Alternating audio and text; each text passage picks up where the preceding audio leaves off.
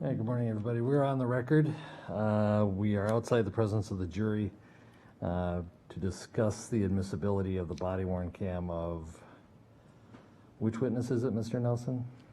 Peter Chang. All right, and I have had a chance to review it. Mr. Frank, the state had an objection?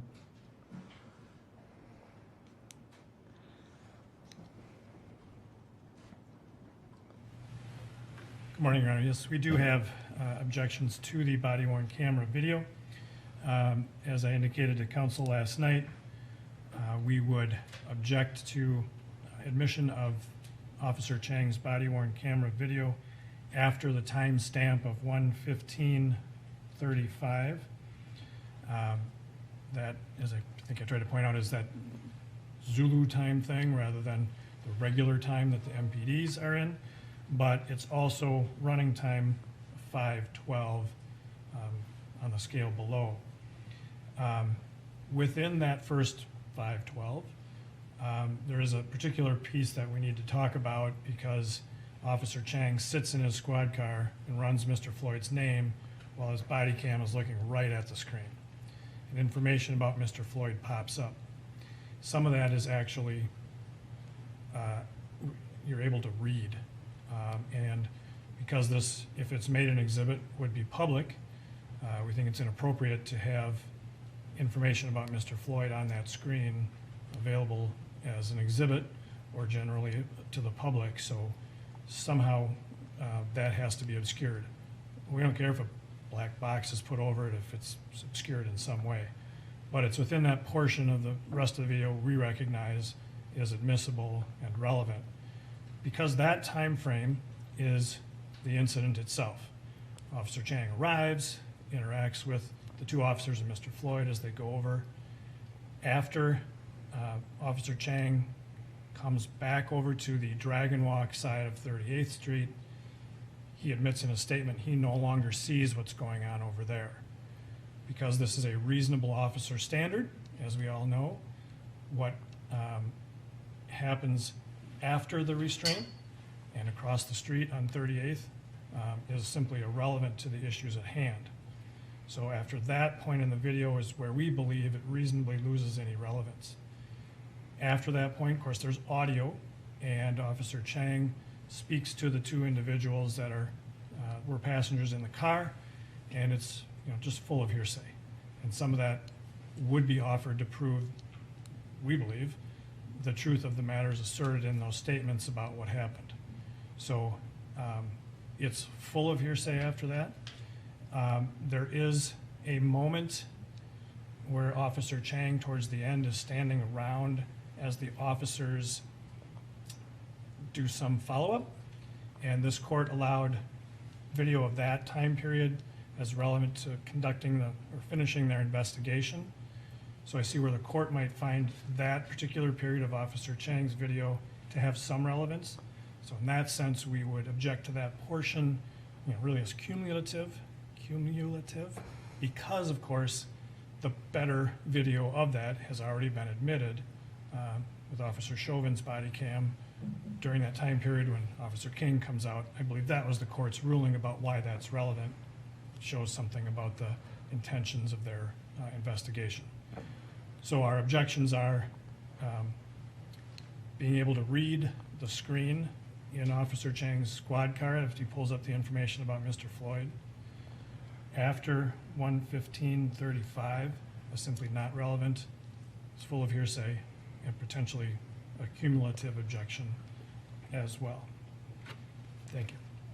If we were to characterize this as bystander video of the bystanders near the Dragon Walk, who were the people that Mr. Floyd was with earlier that day, or earlier before this going into the store, how is it different from the bystander videos that the state offered and played with regard to statements that were made? And the other bystanders are part of the incident. Certainly the defense has regularly cross-examined about the tone of voice of those bystanders and their effect, apparently, on Mr. Chauvin at the scene. They are part of the incident itself. They cannot really be separated from the issues involved in the restraint and the reasonableness of it. And I fully expect that's why there was no objection to that. This is a video of across the street. In my review of the video, you can't even hear what's going on in this video until the ambulance has come and gone, and one of the witnesses starts to walk this way, towards the Dragon Walk. So it does not capture the relevant interactions and portions of the incident. Okay, Mr. Nelson?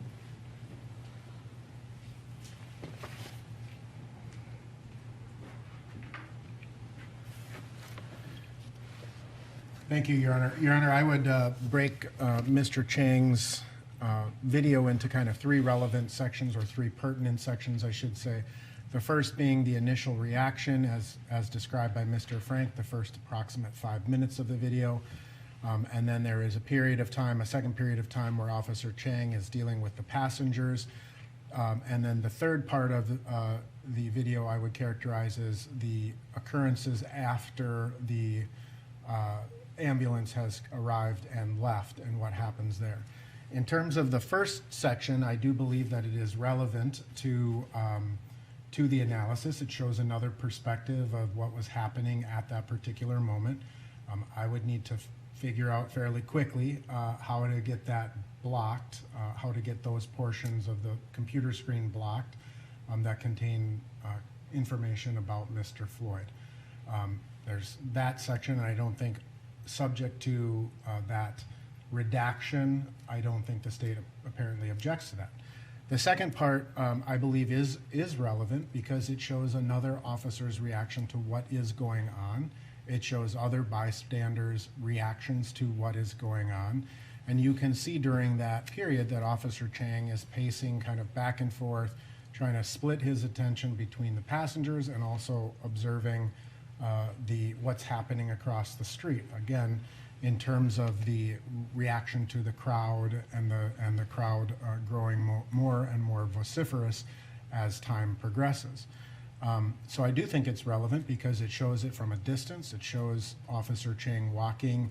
It shows at scenes where people are standing on other sides of the street. It shows the traffic. It shows people slowing down and watching.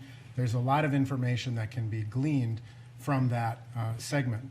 The third segment, I think, is also relevant because it demonstrates, again, the continuing efforts of the police and also the continuing interactions with the citizens who observed, and goes to, as is being alluded to, is that if the crowd was a distraction or the officers perceived this gathering of people, whether we want to call it a crowd or a group or whatever, whether the officers perceived that to be a risk or a threat, and how that may have continued and ultimately influenced officers' decisions. So I believe it is highly relevant. I do not believe it is hearsay in the sense of you don't hear anything, essentially very little that the officers say. The officers don't talk about what just happened over there, with one small exception relevant to Mr. Williams and Ms. Hansen. There's some comments there. I believe that part may already be in one of the other body cameras. I'd have to go back and double check. That being said, Your Honor, I don't think it's cumulative because it again shows a different perspective. It shows a reaction of another police officer and what he was doing. It shows the surroundings from a different perspective and is highly relevant to the trier of fact.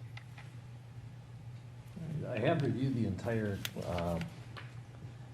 thumb drive that contains the exhibit, and I do find that it is relevant and not cumulative to a certain point.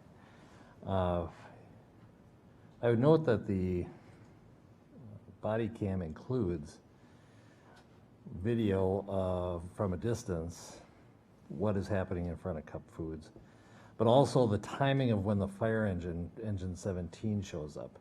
And since the emergency EMS response has been litigated in this case and is relevant as to when EMS showed up, when the fire engine showed up, firefighter Hansen specifically described how she would assume it'd be within 3 minutes. This puts that in a time frame on the EMS call, and so that is relevant.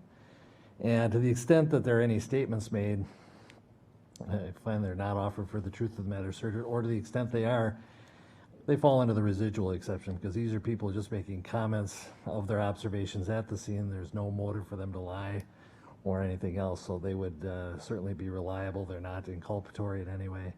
And so I think it would fall into the 807 residual hearsay, even if it is offered for the truth of the matter asserted, but it does not appear to be that the state is trying, or the defense is trying to prove the truth of the matter asserted.